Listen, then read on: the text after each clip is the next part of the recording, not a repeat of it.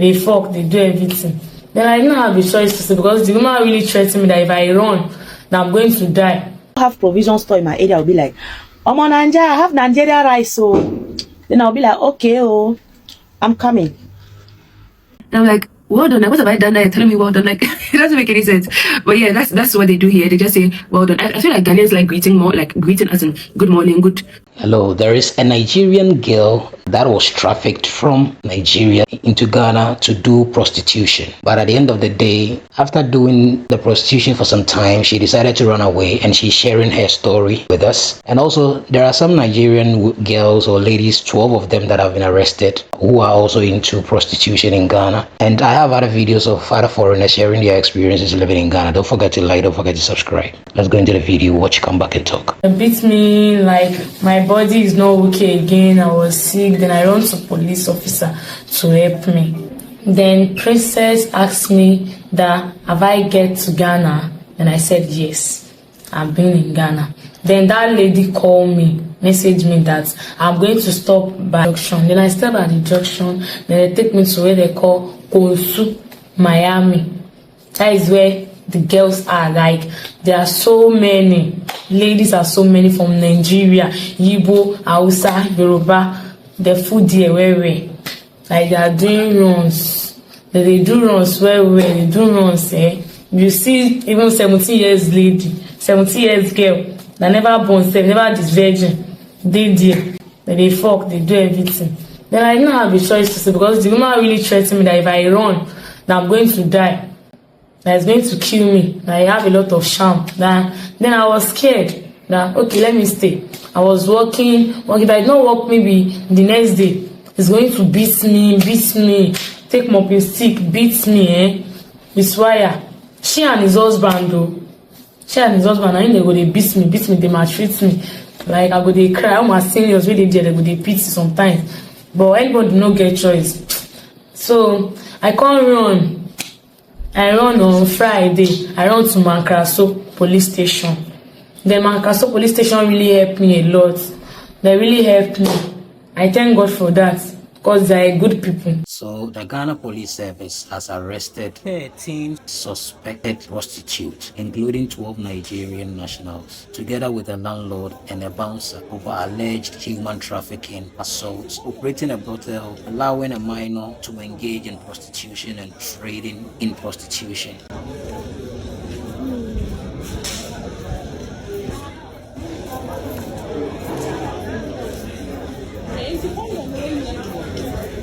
I am a Cameroonian living in Ghana. Of course, I learned how to say thank you to everything. In Ghana, yeah, somebody can even insult you and say thank you. Mepacho, good morning. Mepacho, kwasia. I am a Cameroonian living in Ghana. Of course, in Ghana, yeah, the only celebrity from Cameroon that they know is Samuel Eto'o. Immediately you say you are a Cameroonian, they'll be like, hi, Samuel Eto'o country. I am a Cameroonian living in Ghana. Of course, most of my neighbors think I'm in Nigeria. They'll be like, Omo Naija. The woman who have provision store in my area will be like, Omo Nigeria, I have Nigeria rice, so then I'll be like, okay, oh, I'm coming. I am a Cameroonian living in Ghana. Of course, all my Ghanaian friends want me to learn Twi. They will be like, you must learn Twi, oh. You can't be in Ghana, you don't speak Twi. You must learn Twi. Oh, Cameroonian living in Ghana. Of course, I love Ghanaians party. Why?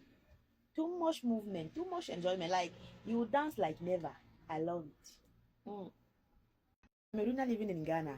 Of course, my Ghanaian friend who know that I'm a Cameroonian will be like, when are you bringing me to Cameroon? When are we going to Cameroon with you? Don't worry, we'll go soon. I am a Cameroonian living in Ghana. Of course, I love Ghanaian local food, especially fufu and laiso. I love it. Cameroonian living in Ghana. Of course, the only celebrity that Ghanaian people know in Cameroon is Samuel Eto'o. Any small they'll be like, hey, Samuel Eto'o. Ghanaians, why? Hi there. I'm a Cameroonian living in Ghana. Of course, I have my name. They call me a queer. I don't know why, but they say that's my name. Okay. I am a Cameroonian living in Ghana. Of course, all my Ghanaian friends want me to have a Ghanaian husband. I don't know why. They'll be like, I hope you will not go back to Cameroon. After you eat our fufu, you have to marry our brother. Cultural shock. Okay, what's the culture? When you got to Ghana, your first cultural shock. Let me see. Cultural shock. Culture. I haven't had it. We are cousins, but... Yeah, like, okay, I'll give you this. It's not cultural shock. but your public transport buses are better. Yeah. The churches, Yeah. they're much better. It's true. Much better. Culture shock. What else is a culture shock? And we give, even on the road, we give way. Like, Do you? we try. Oh, you try. Yeah. I'll give you that. I'll give you that. Lagos, Oh, I've been to let me tell you the culture shock. Yeah. I tried red. Gobe. Yes. Beans. And there's a way you guys make that thing. Yeah. That is, have you tried Nigerian beans before? Yeah, I have. The bigger one. Yeah, but you know it's different. Normal If I'm beans. hungry, I'm eating. We'll leave questions for later. We do. There's a different taste. Really? It tastes so savory. I'm never going to forget that in my life. So our gobe tastes different. It tastes different and it tastes good. Guys. And that is for someone that doesn't even like beans. I'm telling you that because I'm not a food person. Oh. So I can imagine someone that actually likes food. They would love that. But that was good. Guys, time to move the jollof war to the beans. Guys, attack. Let's attack them. Great. We've won the jollof. Now time to move to gobe. Yeah. I don't know if I should name it cultural shocks I've experienced living in Abuja as a Ghanaian, or interesting things I've noticed living in Nigeria, or Abuja to be specific. Traffic lights seem to be a suggestion in Abuja. Like, people will just drive past traffic lights like nobody's business. Like, the traffic light can be red, everybody just going. In Ghana, that's how one policeman is waiting for you and they'll be hiding with the policemen. They'll be hiding. They're just waiting for you to fall in their trapping. That's how they'll hop on their motorbikes and chase you. Another thing I noticed, they have this thing of saying well done as like a greeting, like well done, but they'll say well done. Like, you just meet someone and the first thing you're saying is well done. And I'm like, well done, what have I done? You're telling me well done. Like, it doesn't make any sense. But yeah, that's what they do here. They just say well done. I feel like Ghanaians like greeting more, like greeting as in good morning, good afternoon, good evening, that type of thing. Another thing that is quite different from Ghana is the weather. Bear with me. Okay, so when I first came to Abuja, it was August, and it was like the weather was so blissful. I'll probably insert clips of what the weather looked like back then. Like, it was raining, it was cloudy, it was cold, and that's my type of weather. I love cold weather. I hate heat. Like, I cannot stand heat. And right now, the heat in Abuja, oh my goodness. Oh my freaking goodness. Like, there was a day, I think last Wednesday or so, the temperature was like 39 or 38 degrees. Like, what the hell? Like, I felt like I was melting, and like, it's so hot. The air that's coming in is like a blow dryer. It's so ridiculous. Like, and the Hampton, it literally has not rained since like October last year. October, November, December, January, we're in February now. It's not like not a droplet of rain. In Ghana, when it's Hampton, you will still see some rain. Like, even if it's not raining, like at least there'll be some form of rain, especially in Accra. But here, I think we're closer to the north, so not one drop of rain inside. Okay, so if you want to know more about the things I've noticed about Abuja as a Ghanaian, follow me for part 2. I see one video with circulate social media. They say in Nigeria, what's it called? A Ghanaian landlord that have a property in Nigeria went to take off a roof of a Nigerian living in his house. You understand? So apparently, the Ghanaian man build house for Nigeria, and property. He can't get Nigerian tenant for house. As in time can't due, make the guy come out. The guy can say, okay, I don't pay for house, but give me some time. I will leave on the 14th of February. But unfortunately now, the Ghanaian landlord now can't go their house, can't go remove the roof. You understand? So now because they rainfall, the guy paid the documents, TV, deep freezer, everything just spoiled.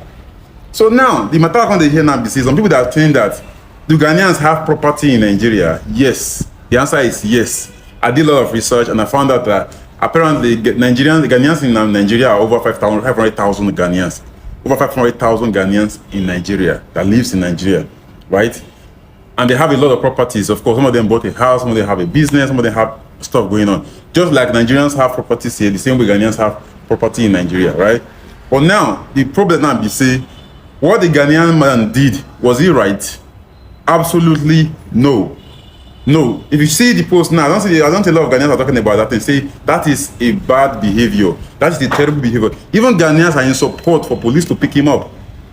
You see, when I tell you Ghanaians are amazing, Ghanaians are wonderful people. You guys think I'm joking? You understand? If you're in a Nigerian, I can't do that thing for here now. Nigerians go to support and say, yes, if I remove the roof, I remove this roof. You know, some ignorant Nigeria, of course, not be around Nigerian, but some Nigerians support them. You understand? That's what that guy do. No good. He put laws into his hands. At least there's a court there. Can go to police, can charge him to court, sue him, do whatever, but don't take off the roof over his head. It's not nice. You understand? It's not nice. Of course, you live in Nigeria. You know, and Nigeria, if you want to live there, you have to be tough. So that's one of the things that the man learned over there, to be tough. Otherwise, a Ghanaian landlord here in Ghana would not do that. You understand? He's lived in Nigeria and he's been learned how to be tough. You understand? This is a behavior a Nigerian man can pull up in Nigeria. So, of course, it's a Ghanaian that's living in Nigeria. You don't learn. Anyway, I hope they resolve it nicely. But this can happen anywhere in the world, apart from Europe or America. But anywhere Africa, if it happen anywhere, if it happen for Nigeria, if it happen for Togo, if it happen for Ghana, if it happen for Benin Republic, if it happen, all of these places, they happen. You understand? But getting to the extent of taking off roof, no. Let me know what you think in the comment section. God bless Ghana, God bless Nigeria. Ghana, Nigeria, Presido. Peace. Join the Zambia and Ghana fight. Keyword on fight.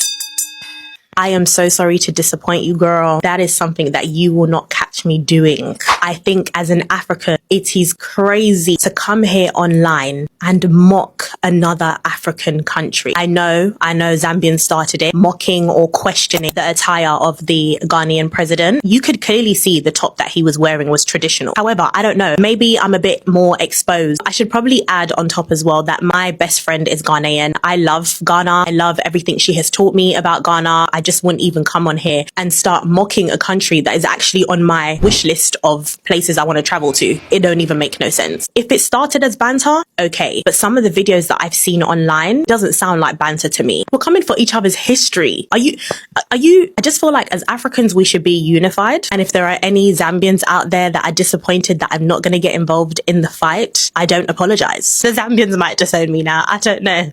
So last week, Zambia started bantering Ghana because their president, John Mahama, wore a fugu on stage. They were like, it looks like a dress because it flares out a bit at the bottom, right?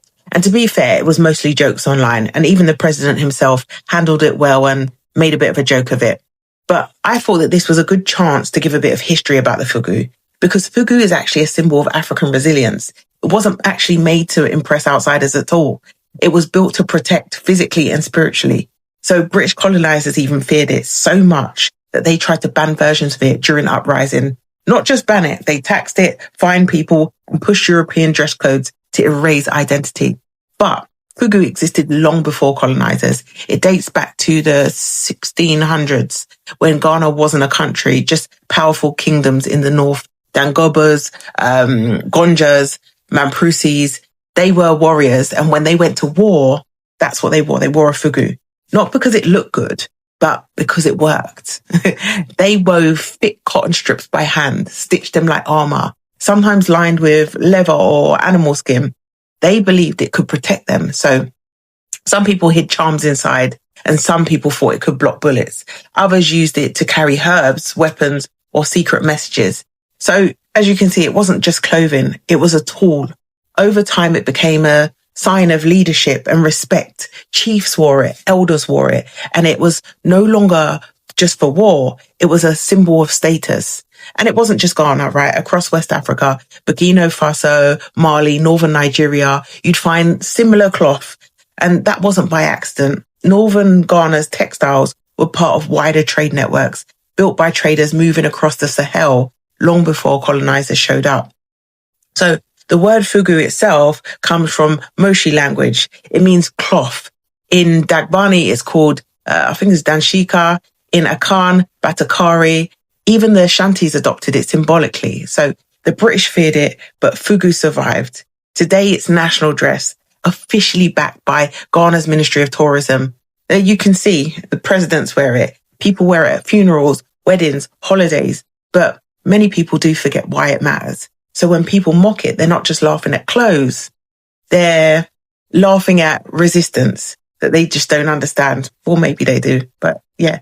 Anyway, now fugu's being made the center of attention again. I feel like it's time to be really clear. Fugu is heritage and it's also economic power. Dutch wax, which isn't even African owned, makes over $200 million a year. Imagine Ghana built out fugu, weaving in tamale, selling across African markets, exporting globally. We've seen it happen with kente, where Ghana actually owns the intellectual property, right? Let's continue that trend of... This thing is something that has been going on. We all know. This is not like a big news for us. It is even now kind of becoming normal because they are everywhere. Nigerians, they bring them in, they traffic them into Ghana. Just imagine everything that we've been hearing, right? They threaten them that they will go mad, they will do this, they will do that. And she said there are so many young girls there. Just look at the 12 people that have been arrested. These ones are like matured ASHAWO people. So there are some too that come into the country willingly to come and do this. Those ones, they are not being trafficked though. They come into the country to do this. I remember some time ago, I sat in a car with one Nigerian lady, same. She didn't really mention the kind of job that she was doing, but she said she was staying in a hotel, a guest house or hotel, and the man was charging her a day 200 cedis or so, and she was paying, but she felt it was too much for her, so she was moving from Accra to Takoradi because a friend who's also perhaps doing the same job told her that, oh, that place you will pay only 50 Ghana cedis. So that was the day I met her. She was going to Takoradi. So they are actually everywhere. They are everywhere. They are everywhere. So me, like Charlie, I sometimes say that I don't know if this thing is going to stop or our authorities are going to do something about it, because this is the reason why HIV/AIDS is like rampant, like it's going up. It is increasing day in, day out. The statistics are all the time coming out. We are seeing the numbers. It is going up. So because of some of these things, we are hoping and praying that something will be done about like some of these things. And also this Nigerian guy talking about the Ghanaian landlord in Nigeria that like removed the roof of his Nigerian tenant. It doesn't make sense. Me, that thing, even if it happens in Ghana here, it doesn't make sense. And you as a Ghanaian, I'm sure that's also perhaps, sometimes some of these landlords, like the only thing they feed on is their properties. So I understand, but there are appropriate authorities. Just take the person to the appropriate authorities. Ghanaians will not support this. Ghanaians will definitely not support something like this. So if you're Nigerian and you think that Ghanaians will support something like this, then you Charlie. Oh yeah, Ghanaians will never support something like this. Thank you so much for watching.